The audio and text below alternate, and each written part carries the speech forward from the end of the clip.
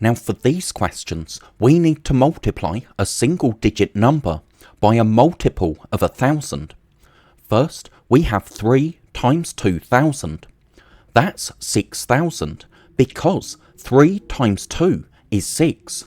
And then if we have 3 end zeros in a multiplication question, we need 3 end zeros in our answer.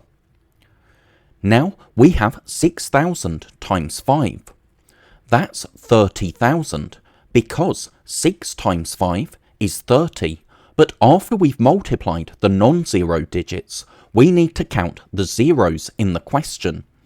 We have 3 end zeros in the question, so we need to write 3 end zeros in our answer after the 30. Now it might look like this zero here is an end zero, but remember, we got this zero here because 6 times 5 is 30. If there's 3 end zeros in the question, we need to write 3 end zeros after we've multiplied the non-zero digits. So now, what is 7 times 7,000? That's 49,000 because 7 times 7 is 49, and if we have 3 end zeros in the question, we need 3 end zeros in the answer. Now to think about why this method works, remember 2,000 is the same as 2 times 1,000. So first we can multiply by 2, and 3 times 2 is 6, and then we can multiply by 1,000.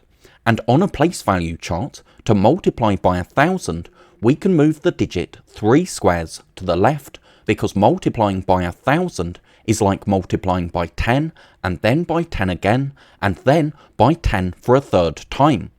So now this 6 is in our thousands column, so we need to write zeros in our hundreds, tens and ones to make our place value clear.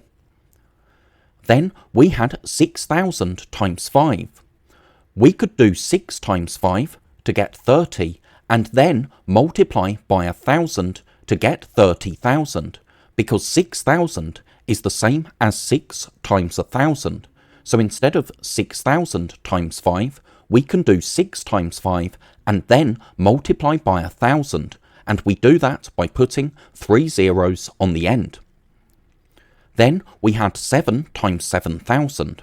7 times 7 is 49, and then we could multiply by 1,000, and that meant we could put 3 zeros on the end, because we can put 3 zeros in our empty hundreds, tens and ones columns.